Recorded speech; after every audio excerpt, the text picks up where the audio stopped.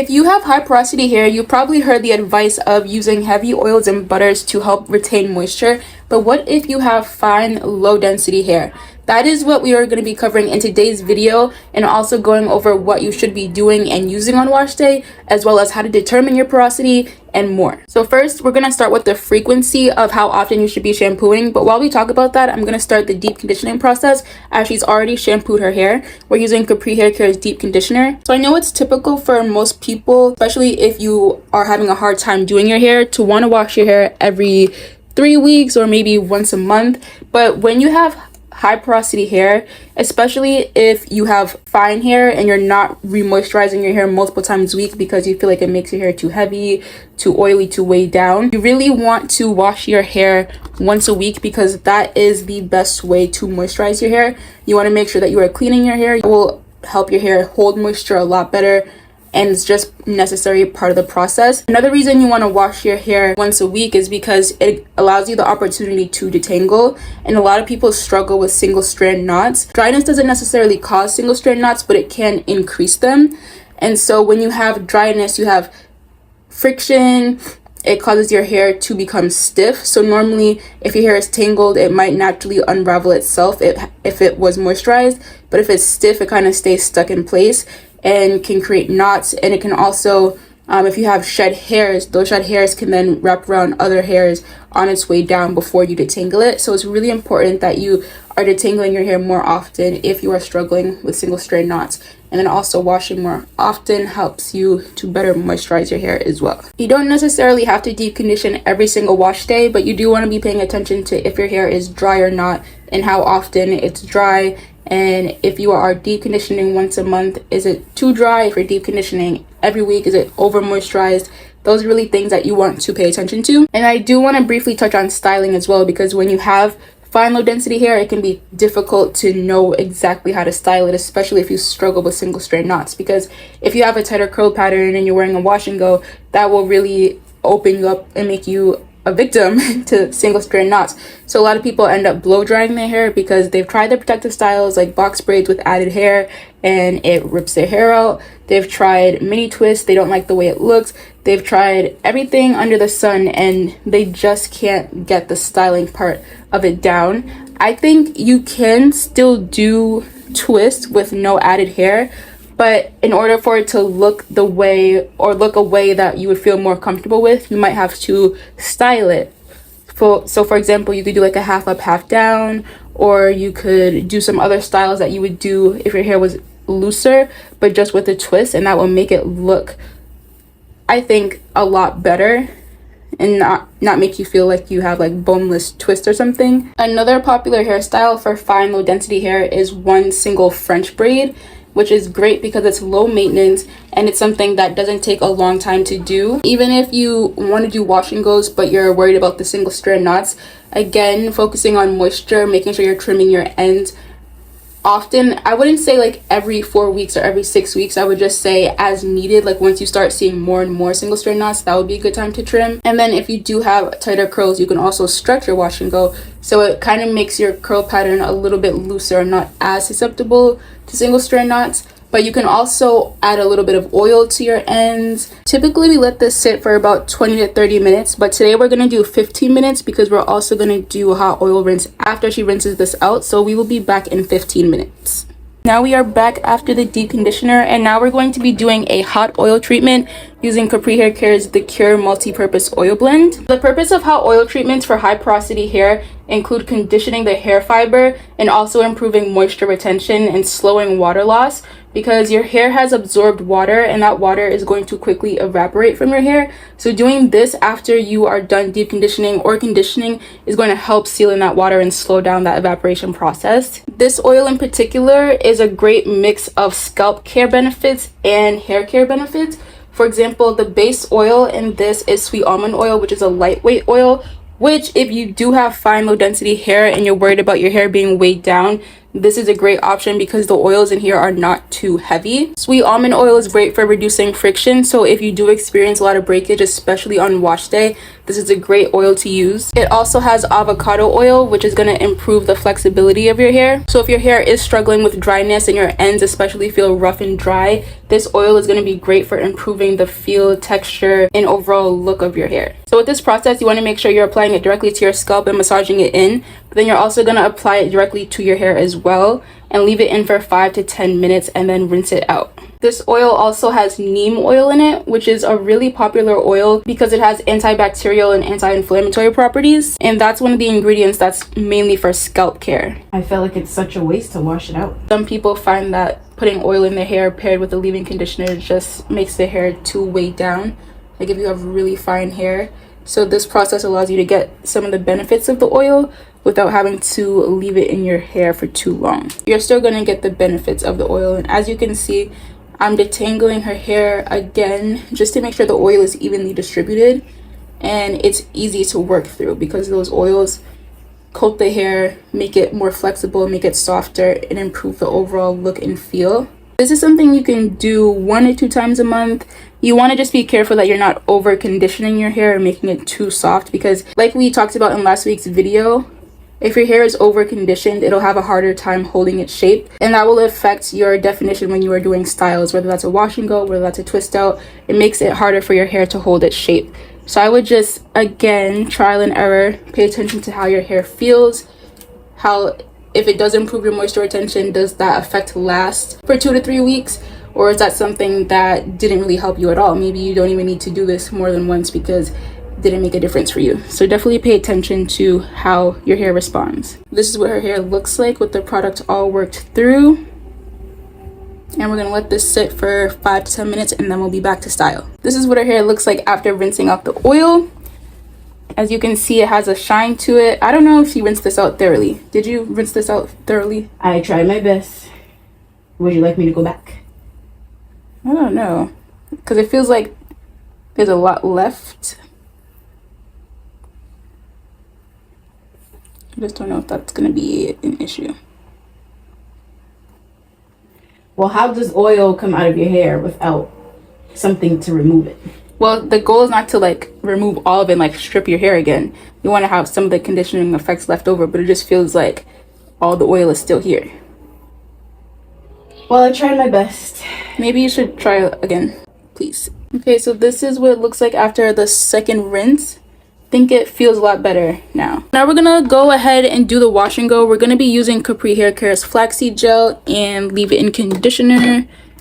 If I can find this is the leave-in conditioner. One thing that high porosity naturals struggle with is finding a leave-in conditioner without glycerin, because a lot of high porosity naturals don't like glycerin. So if you're looking for a leave-in conditioner that doesn't have glycerin, this is for you. The Curly Chemist actually recommends not to have humectants in the first 2 to 3 ingredients of your leave-in conditioner if you have high porosity hair, and that is because if you have high porosity hair, your cuticle is already open and humectants work to open your cuticle even further. So that is just going to help moisture escape from your hair extra fast and cause dryness, which is something you really don't want.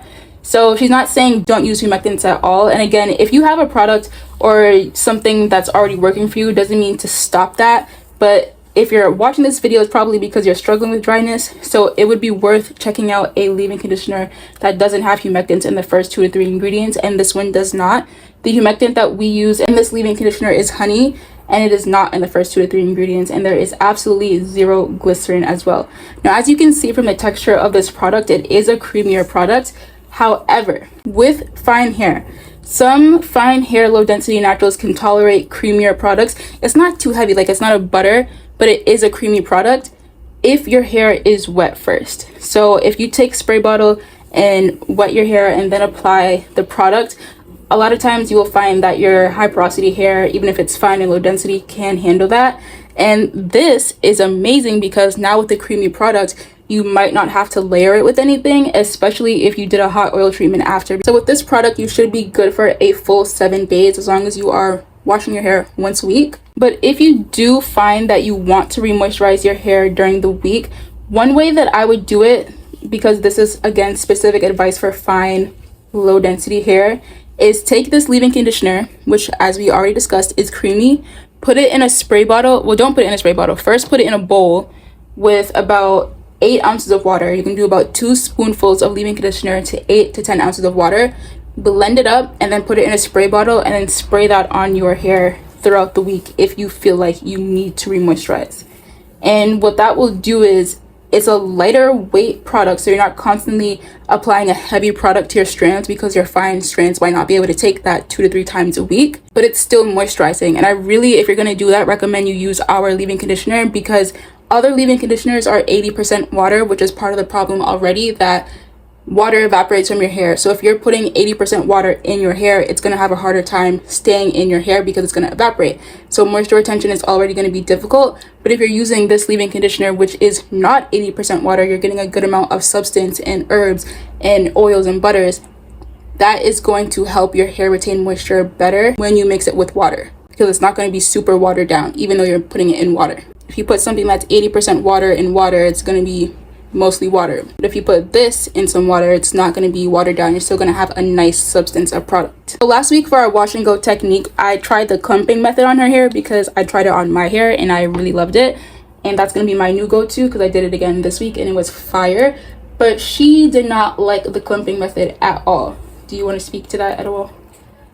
I wouldn't say I didn't like it at all. I would say I didn't like it where we are in the process at the moment. What does that mean? With my hair being shorter because we cut it,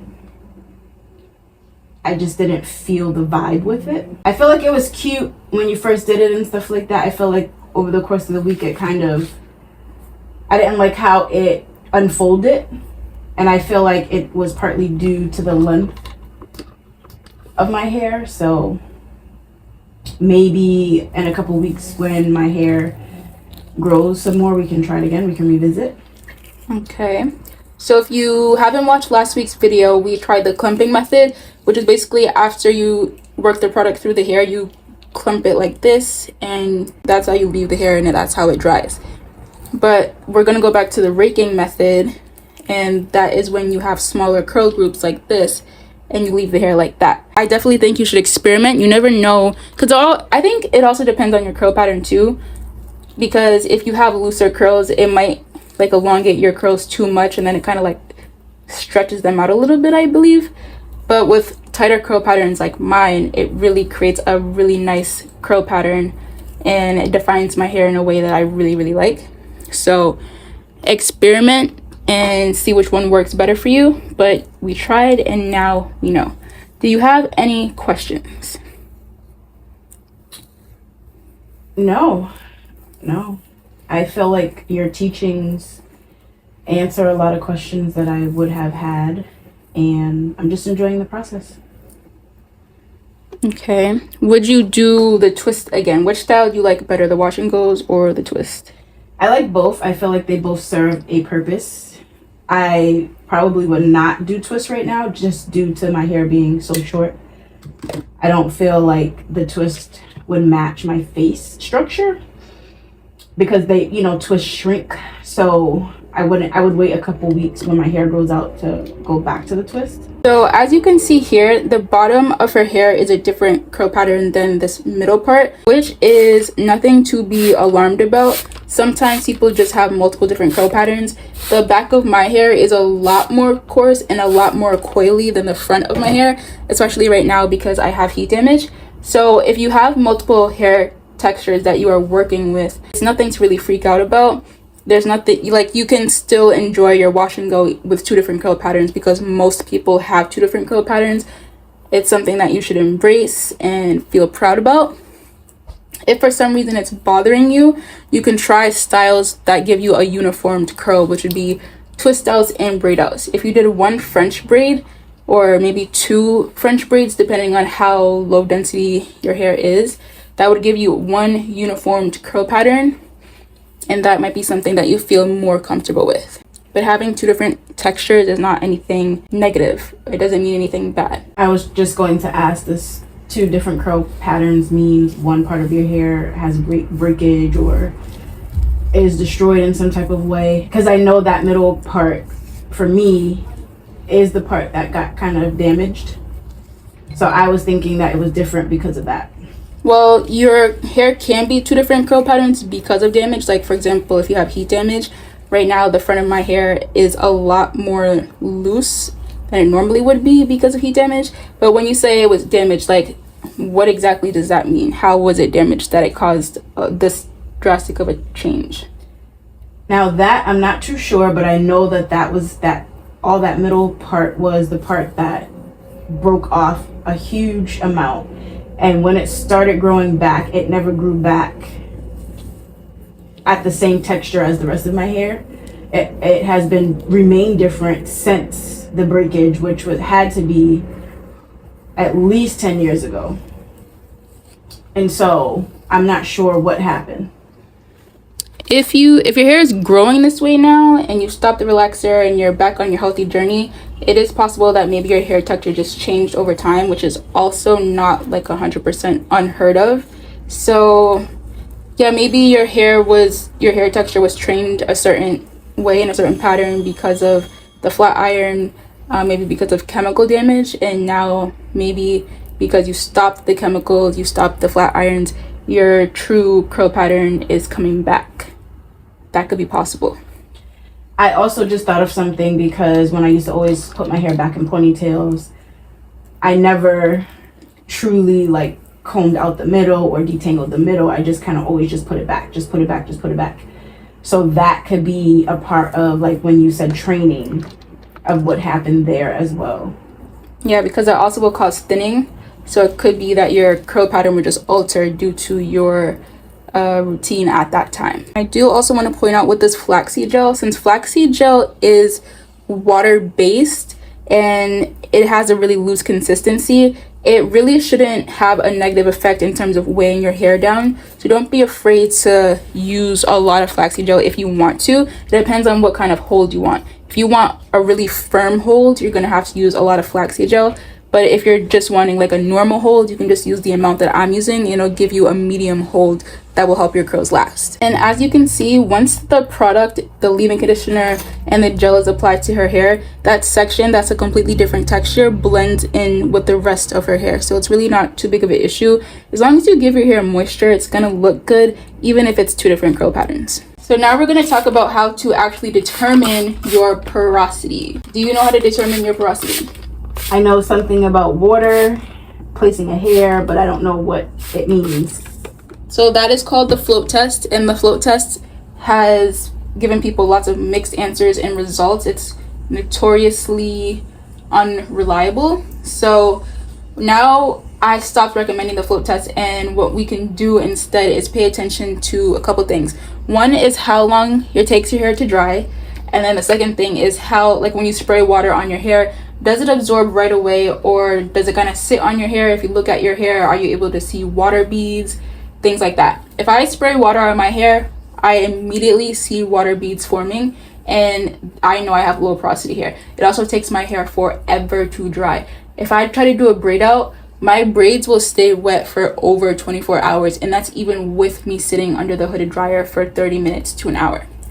With you, your hair dries fairly quickly, and when I spray water on your hair, it absorbs right away. Those are all signs of high porosity hair without even having to do a float test. You really don't need to do the float test to determine your porosity anymore. You just pay attention to your hair's characteristics, which is how long does it take to dry, and when you spray water on your hair, does it absorb immediately, or does it kind of sit on your hair and form water beads? This is what her hair looks like after the oil, the leave-in conditioner, and the flaxseed gel. And again, if you struggle with single strand knots, this is 3 layers of coating on your hair that's really going to help improve the flexibility of your hair. So if your hair does try to tangle around itself, it will have a harder time doing so because it'll be able to bend.